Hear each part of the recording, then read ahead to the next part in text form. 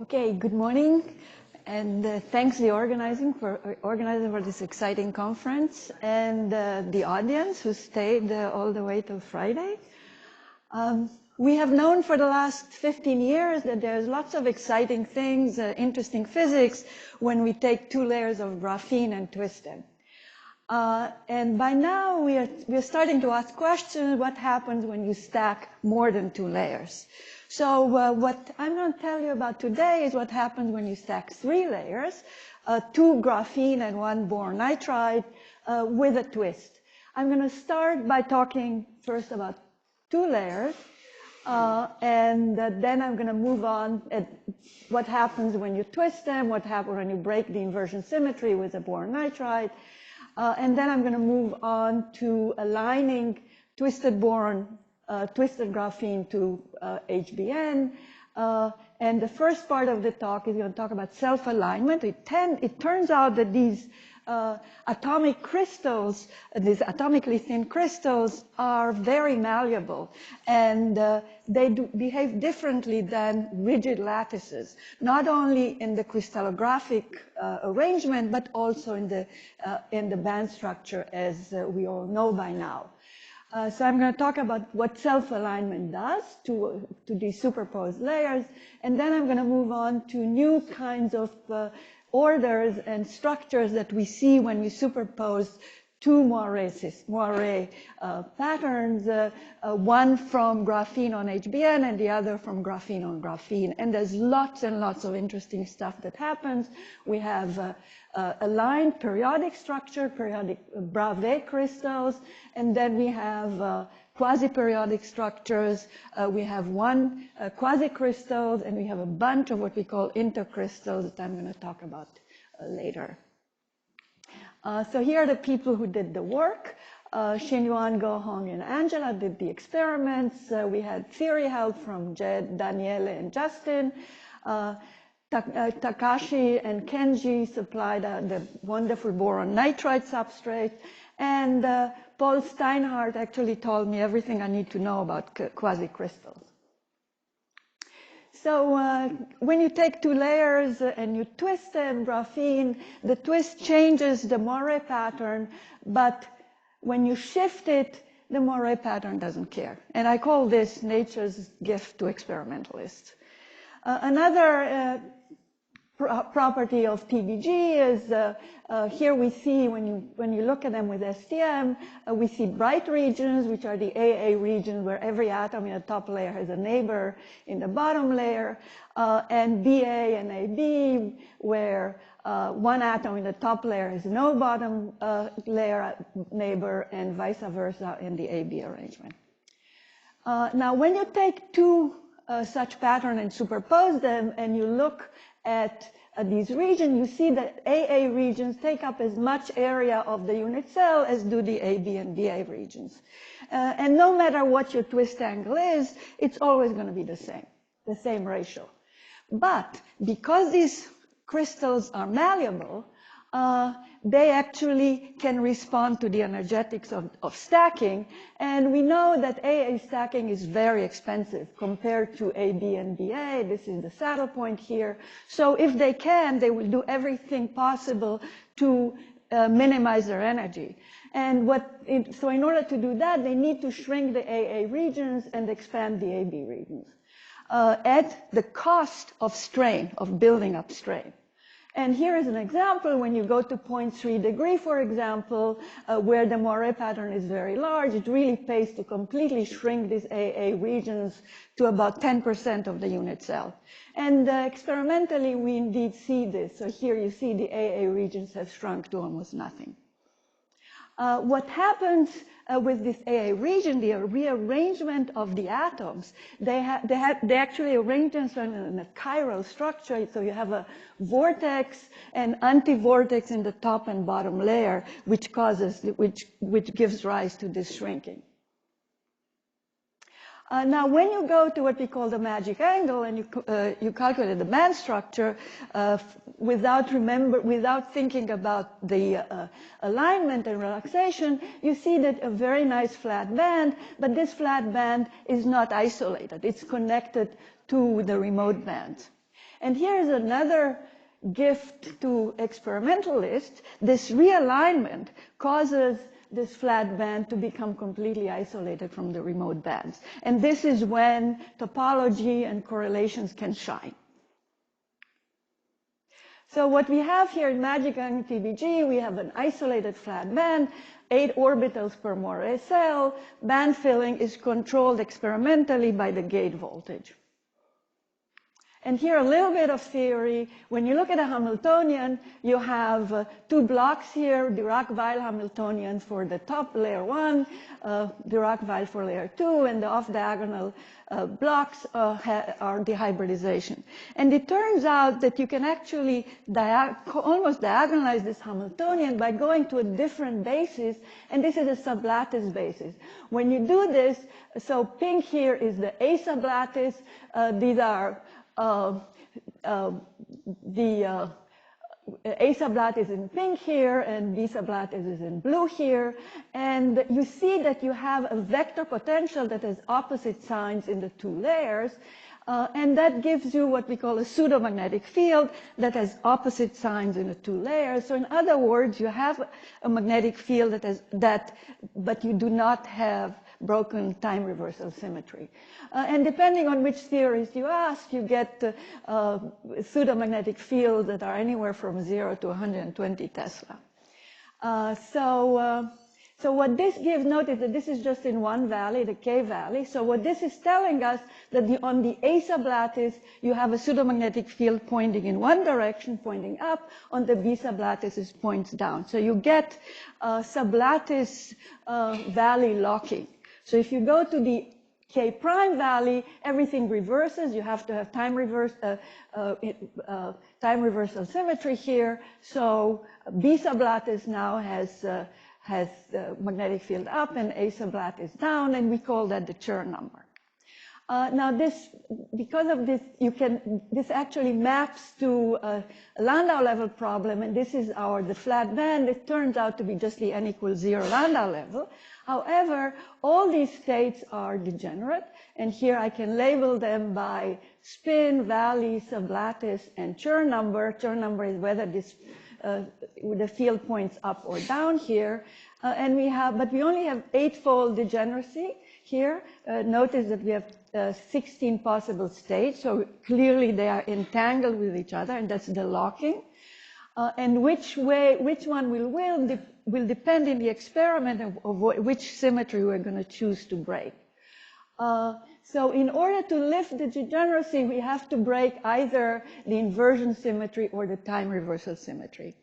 And that has been done experimentally by the groups of Andrea and David Goldhaber-Gordon, where they broke the C2Z symmetry with a boron nitride substrate, as David pointed out yesterday. And in our group, we broke the time reversal symmetry. We applied a magnetic field, and in both cases, we saw the chirality emerge. So how do you break sublattice symmetry? You actually put a different potential on the different sublattices. When you align graphene with HBN, if the lattices are exactly identical, carbon on boron nitride has a lower energy, so the states are going to have a lower energy than the states in the B sublattice. So if you start throwing in electrons, they will first go into the A sublattice, and once you've filled 4 electrons per Moiré, we're going to start filling the B sublattice. And clearly you see immediately that if you have odd filling, you're going to get a finite Chern number, no matter what odd filling you have. So this is the experiment from Andrea's group, and you see here they measure the hole resistance. So they align a sample with boron nitride, they measure the hole resistance, field up, you get plus E squared over H, field down, you get minus, and you see you get actually RH, exactly 1 quantum resistance here. So what's happening here? When you apply the field up, now these blue states are no longer degenerate. So everything that the system is going to lower its energy by moving into the, by making the Chern number +1 to the orbital magnetism should point along the magnetic field and the spin as well. So the least energetically favorable is an empty state. And now clearly you have a Chern number of 1. When you reverse the field, the opposite happens, and you can see that you have a Chern number of -1, and this is what was observed experimentally. And this is a very nice rosy picture, and but there is a little caveat here. There is a fly in this ointment, and that is the fact that HBN and graphene don't have exactly the same lattice constant. They have lattice mismatch, which is very small, but it's enough to prevent alignment in general. So how do we get this beautiful result? How can we break the symmetry? There's a small number of angles where you can align it so that you do break that inversion symmetry. And this is work from Paco and from Alan McDonald's group. And they show that you can get alignment at this particular set of twist angles where N, P, and Q are co-prime integers. And you see that you're going to get an anomalous quantum Hall effect when theta GG is 1 degree and theta GBN is 0.55, and there's another case of 1.1 and 0 degrees. These are the only cases where you can actually do the alignment, and unless you hit it just right, you're not going to see any of this. So let me just illustrate how this happens. So this is our first layer of graphene, second one, and I'm twisting it, I don't know if you can see that, to 1.1 degree. You can see the Moiré pattern, or maybe you can't on this display. And then I'm bringing up my boron nitride, and I'm twisting it, in this case, counterclockwise by 0.55, and you see the alignment and the Moiré pattern that forms. And now, look what happens when I do a shift, when I do not perfectly align my 3 layers. You see, all hell breaks loose. Unlike for 2 layers, where it doesn't matter if how I align the system, this, I mean, I can be all over the place. What does this do to the anomalous quantum Hall effect? And this was also shown by Alan McDonald's group. So what I have here on the vertical axis, you have atomic displacement. The units are angstroms here. So if I'm perfectly aligned, the 3 layers, I have a Chern number of 1. But if I'm off by half an angstrom, I have no Chern number. I have 0 Chern number. If I'm off by a little more, it's going to +1. So you see how extremely delicate this is. Now we know how to align graphene to a very high precision, to a fraction of a degree, but we do not know how to align graphene to boron nitride very well. We do not have a good technique for that. And that is why the experiment of the quantum anomalous Hall effect in the system was really not reproduced to my knowledge. Okay. So let's move on to what happens, how come it was possible in the first place to observe this? So what we did, we looked at STM, you do STM, we have twisted bilayer graphene, we have a layer of boron nitride. Boron nitride has many monolayers, it's about 10 nanometers, and we come with our STM and look at the patterns. And here we see a commensurate pattern, strain commensurate, Moiré of Moiré pattern, Moiré of Moiré of Moiré, Moiré quasicrystals, and the Moiré intercrystal, which I'm going to explain in a moment. So we see a zoo of different phases and states. So let me explain what we're seeing here. When I put graphene on boron nitride, the lowest energy state is where the graphene aligns with the boron atom, and it will look like this. So you have a dark region surrounded by a bright halo. In aligning TBG, the bright spots here give you the AA alignment, and you superpose them.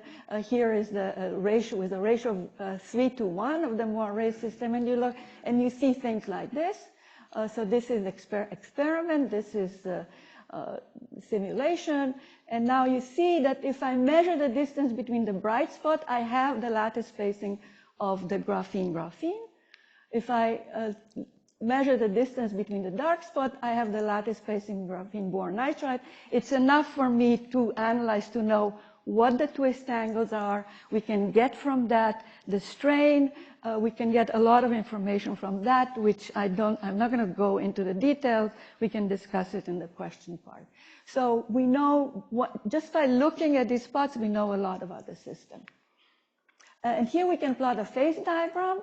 LGBN, lattice spacing graphene boron nitride, lattice boron graphene. This is rigid lattice alignment. These points will give you alignment when you don't have to have any adjustment. And here is one example. Here we have a sample that is exactly at the rigid alignment condition, and we're putting it here. So it's aligned without building up any strain.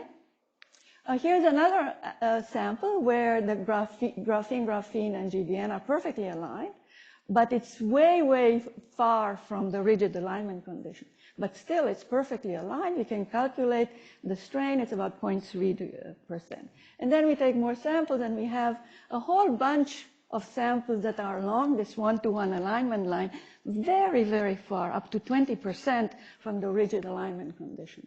And we have what I call the basin of attraction. There's absolutely no points in this region here in the blue region. It means that they really tend to align, they're attracted to that to 1.1 alignment. But then we have many, many samples that are completely away from it. Some are periodic, some are quasi-periodic. What happens with the alignment mechanism? And here is where we get help from our theory collaborators using a Frankel-Kantarova model. You just do, you take the AA regions as balls and springs here, and you have a potential that comes from the van der Waals alignment here. And then you calculate the elastic energy for straining the springs in order to align, and the potential energy from falling into this well. You minimize the energy, and then, of course, you get, when you are perfectly aligned, you're going to get an infinite aligned crystal. But when you're a little bit away from perfect alignment, you're going to get domains. Here are the examples. So here you are. So let's say that we keep the theta GG at 1 degree and we vary theta GBN. And you see that when your theta GBN is 0.22, you get absolutely no aligned regions. The color code here is for deviation from the distance between the top layer from the bottom layer. Now, as you go to 0.33, maybe you can start seeing domains, but when you're about 10% away from perfect alignment, now you see beautiful aligned domains building up. The strain here is in yellow here that builds up close to the boundaries. So essentially, if you are not if the experimentalist is not perfectly at those angles, you can still see regions of self-alignment, but your sample has to be smaller than 260 nanometers, or your twist angle alignment has to be much better. Okay, so here is an example. Here we have a commensurate lattice. This is just, let me go back here. So this overlay shows you, in this region here, we have perfect commensuration. And now outside here, it's also commensurate, but we have a domain boundary here. And you see there's a line of missing AA regions. So we know that this is a tensile boundary. We have a shear boundary here. And we can look at the density of state map, and this is at filling 3. At filling 3, we see that this is the commensurate region is gapped, and we see this beautiful one-dimensional channel edge state that lights up okay, that is a conducting edge state. This edge state is not in the missing atoms here. These missing atoms, you can think of them as vacuum. This is a completely different system. It's actually one line below. This is the line that lights up, okay? So this is important that we have really vacuum here in terms of this system. And then we can actually go across this, along this line here and take spectra. So this spectrum is in the gap here, and this one is on the other side. And you see, as you cross this state at 40 millivolt, you have a mid-gap state that lights up. So this is our candidate for chiral edge state. And so let's see if this is really chiral or not. And we really had to think a lot about what's going on here. We got inspiration from discussion with Ashwin, and Chaim gave me a very good idea the other day. So here is what we have. This is filling, again, filling 3. We're zooming in, so you see the vacuum line here. We are zooming into that region, and I'm marking the AA regions here. Now I'm taking a density of state map at 40 millivolt, and you see this is in the gap, and here we see the conducting state. And now we're going to train the system with 500 millivolts. This is actually after training, sorry. We apply 500 millitesla and bring the field back down. This is exactly what the experimentalists did in transport, and we come back and we see this. And when I'm looking at the Fourier transform, the predominant peaks here corresponds to lines that are parallel to the edge here, okay? And the density of state maximum, look, are not at the AA region, they're actually on the AB side. And now I'm going to train the sample with minus 500 millitesla. And now the pattern has shifted. And when I look at the Fourier transfer, the Bragg peaks, you see the Bragg peaks have shifted by 60 degrees. And you can also see that in the map here. So, and now the density of state maxima have shifted from the AB side to the BA side. And we know that the only way this could have happened is we have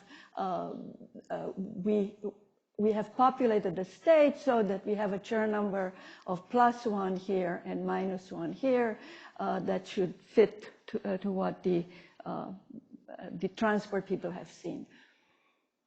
So we have a field-induced chirality flip, and the take-home message is that even though you're not very well aligned, you have these edge states that live inside the sample, but macroscopically, there's a chance that they will connect, and you'll see a quantum anomalous Hall effect. Okay, so let me move to the last part. So when you have we all know from our undergraduates, when you have a two-dimensional Bravais crystal, it is spanned by 2 lattice vectors. We have translational symmetry, and therefore we can define crystal momentum, and we can calculate band structure. We have a nice Bloch theorem.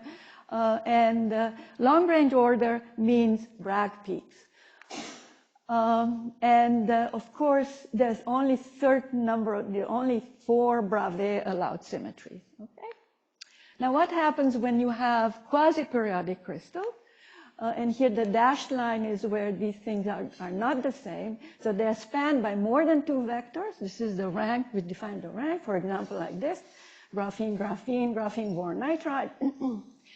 There's no translational symmetry, no Bloch theory, no band structure. There is long-range order, and that we can tell if we have sharp Bragg peaks. Then one possibility is what we call a quasi-crystal, and in that case, we have a new symmetries coming up. This is the only way you can define a quasi-crystal, so you can get non-Bravais allowed symmetries, 5, 12. In this case, we have 12, a dodecagonal symmetry here. And of course, we have something in between where we do not have a translational invariance, but we have the Bravais allowed symmetry. So it is quasi-periodic, good Bragg peaks, but the symmetries are exactly the same as in Bravais symmetry. So that's the difference between quasi-crystal and what we coined intercrystals, okay, because they're in between crystals and quasi-crystals. Okay, so let me show you what it looks like. Here's an intercrystal.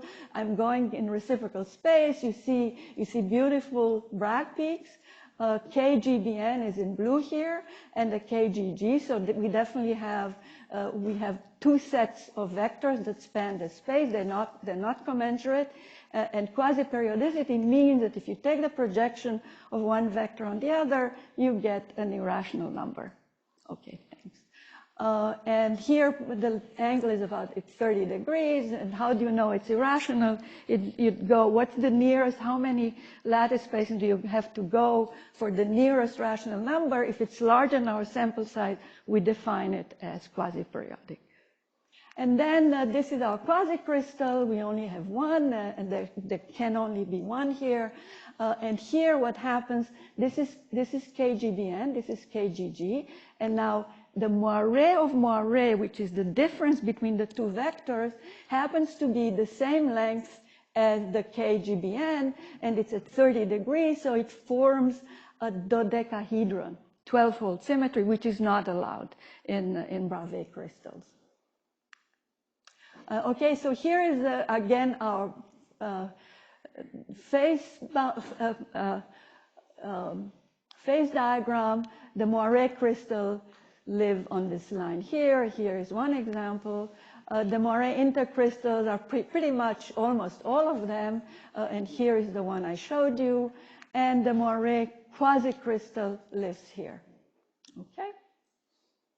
Now, of course, what we want to know is what about the electronic properties. So we want to look at the density of state. So for the crystals, we can compare to band structure calculations. So this is a crystal here. You see you have only two vectors spanning the lattice because the KGG and KGBN overlap here. And as a function, and you see you have six-fold symmetry that persists at all energies. And this is a hallmark of these crystals. So no matter what energy you probe it at, the band structure or the density of state, the symmetry stays the same. Okay?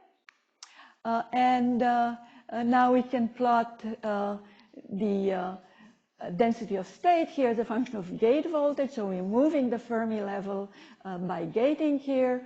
And you see something very similar that we see just in simple TBG, magic angle TBG.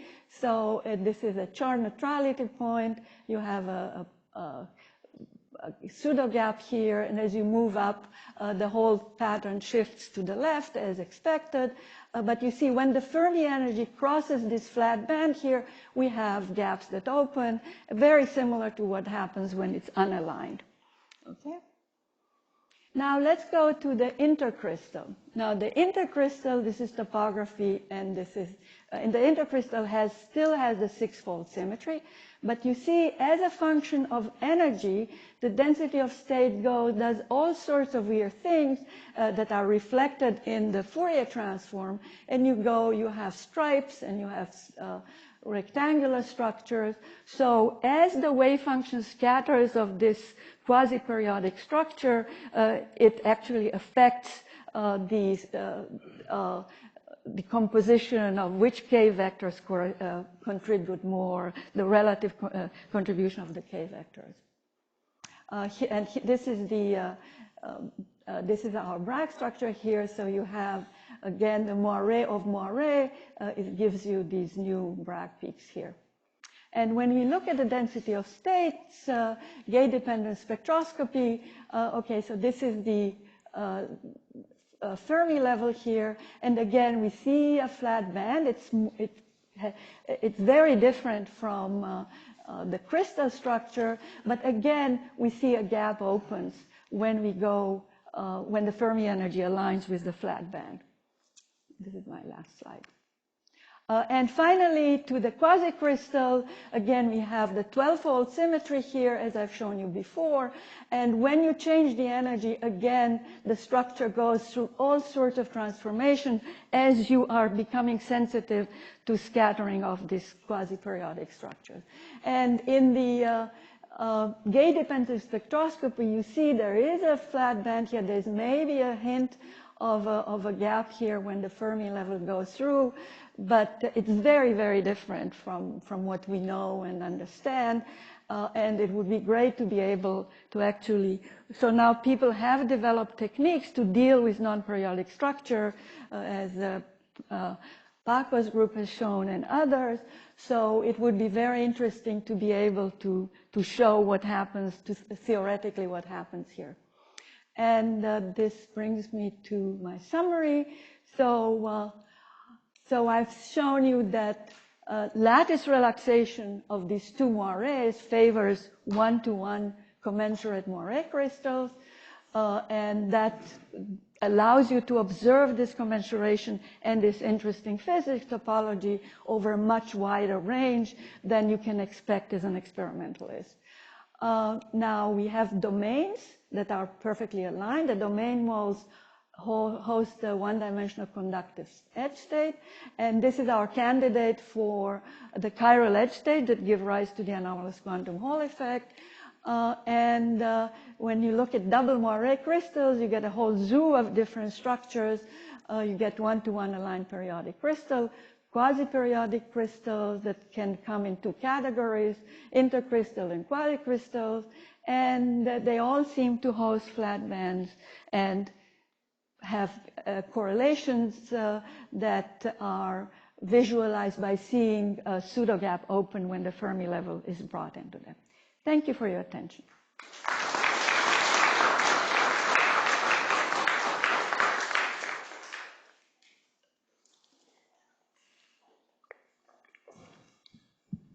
Very nice, Eva.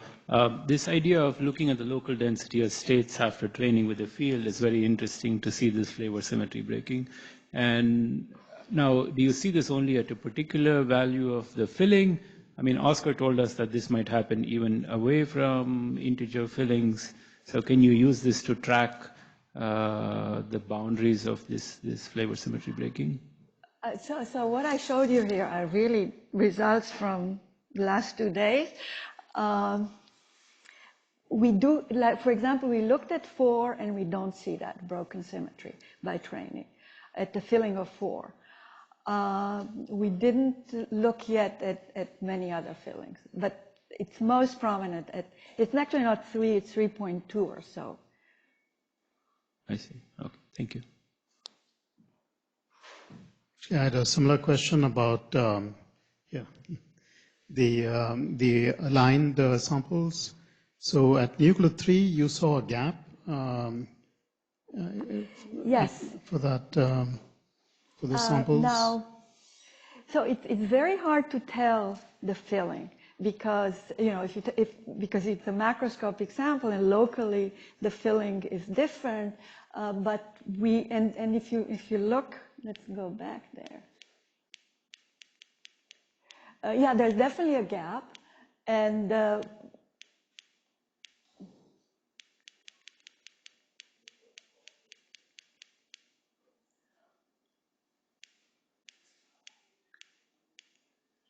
okay, so you see there's a gap here, but the gap is above the Fermi level, okay? So this state is a mid-gap state.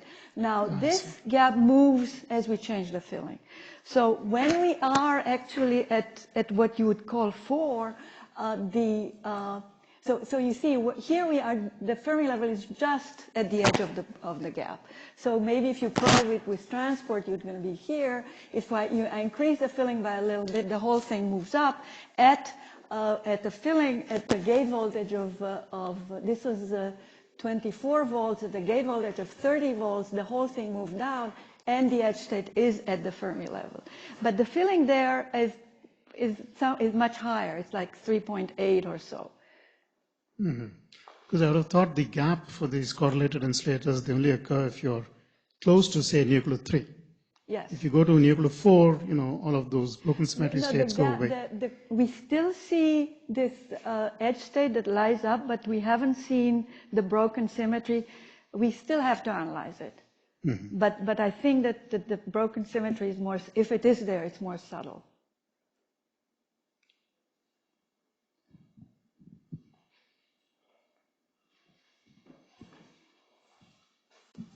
So Eva, just to clarify, for the intercrystals and quasicrystals, when you see this evolution of Bragg peaks in the density of states maps as a function of the tip bias, are those single particle effects or correlation effects? I don't know if they're single particle correlation effect, but they are,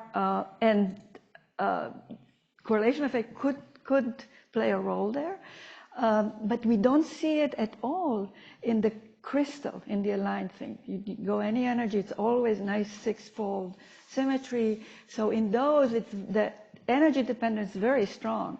So we believe that it is scattering of the wave function, and because it's non-periodic, you get, different Bragg peaks would be enhanced at different. So in principle, that's something that could happen at this single particle level? It could happen at single particle level, I think, yes. I missed something. How does one know that the edge state is chiral? It's clear there's some gapless mode. Do you have direct evidence of chirality here? We agonized this for a long time. We don't know if this edge state is chiral, okay? But what we do know is that the bulk is chiral.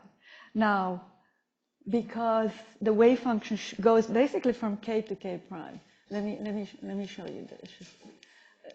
Okay, where is it? Sorry, I'm going the wrong direction. Okay, here. Okay, so you see, maybe I didn't actually mention it. So you see here, the Bragg peaks are correspond to alignment parallel to the boundary, okay? And here they are at 60 degrees to the boundary. I didn't actually, this is an important point. So you see they're here, right? So it has shifted from, if you kind of loosely interpret it as reciprocal space, it shifted from K to K prime. As you go across the domain wall? Is that right? As I do the training. No, I'm on the same side of the domain wall. I do the training with magnetic field. So one magnetic field put in a K valley, because at zero magnetic field, they're all degenerate. It doesn't matter. So when I apply the magnetic field, the pseudomagnetic field and the spins align with the external field in one direction. When I move to the other. But I think if it's chiral or not, it depends on what's on the other side, right? If you're well, I have vacuum on the other side. This is what I tried to emphasize. Yeah, what do you have on the other side? I have on the other side. I no longer have. See, I have a hole here. There's no lattice there. So I would call this a vacuum. So now, okay, now on the other side, this is a vacuum. So the edge state is not in the vacuum; it's below. So on the other side, the edge state would be here, and whether or not I have the opposite symmetry doesn't matter, because of this. The edge is empty. So that's our interpretation of it.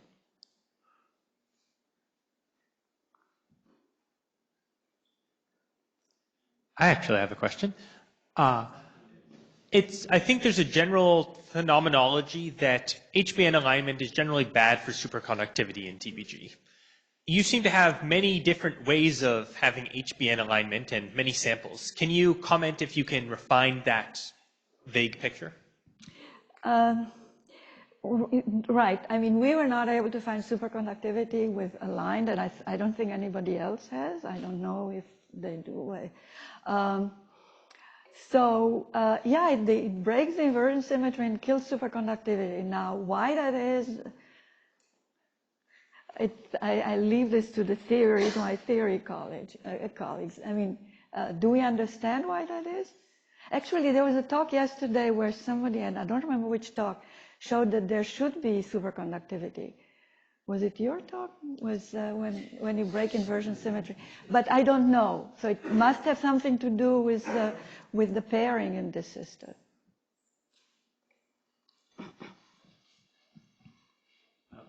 A related question to that is you could just ask what the spectrum of twisted bilayer graphene on aligned BN and on misaligned BN looks like. Are they different from each other or not?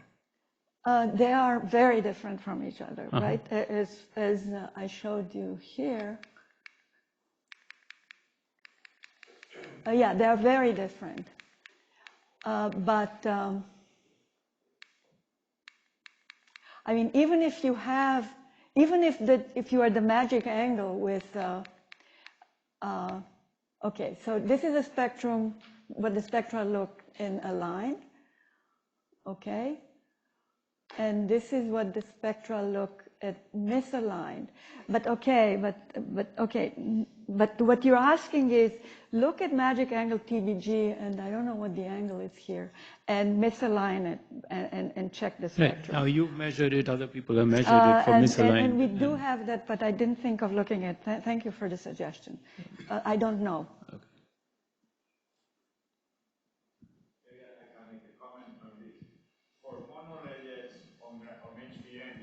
Difference depending on whether they are aligned or not. So if the bands are even narrower than in graphene monolayers, the effect is going to be stronger. I agree. So it would be nice to see that this comparison and see experimentally.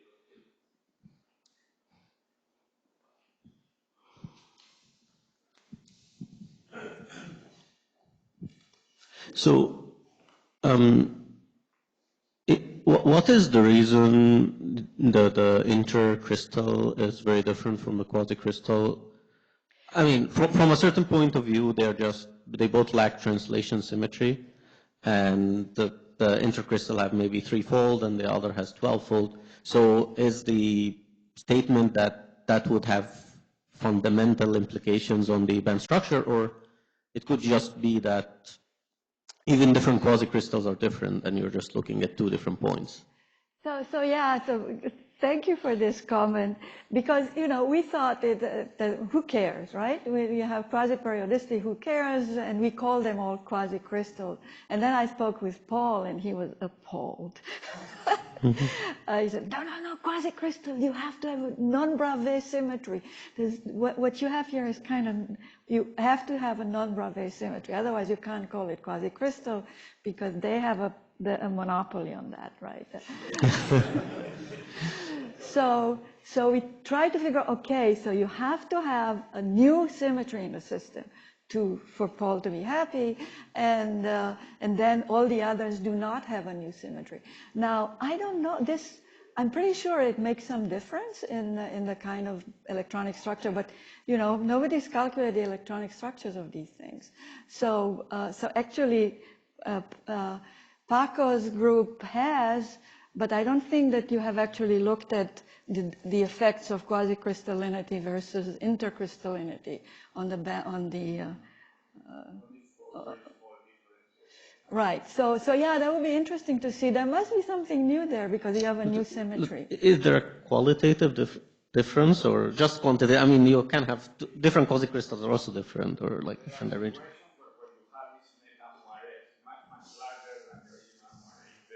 Angles between pairs which are nearby are very equal, then you have a meta-moire. Quasicrystal is different.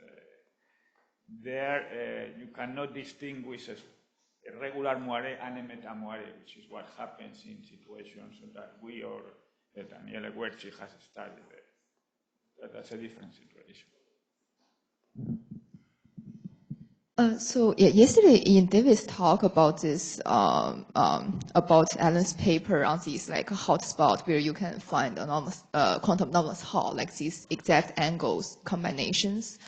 There were a few spots. So for the aligned case that you showed that has a chiral one, does it fall into that biggest spot in that?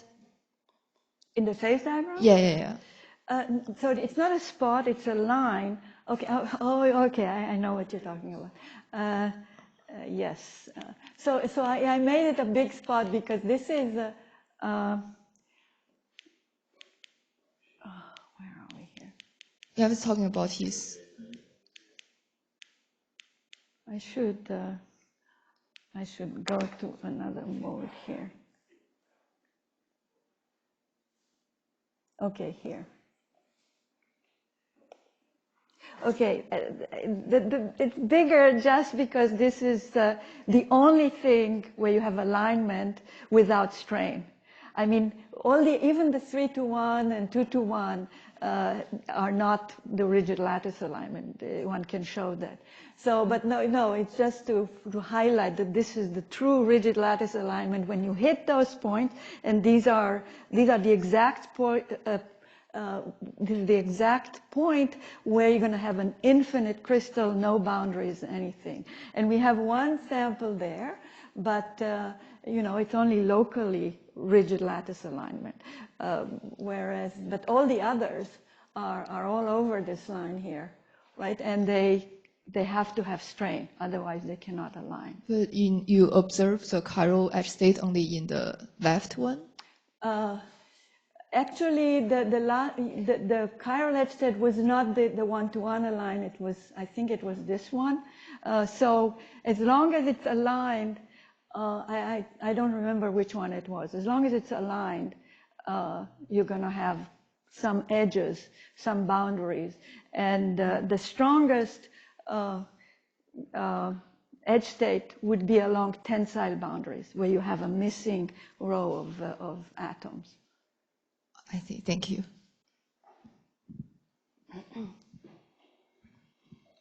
Can you go to the field changed chirality switch again?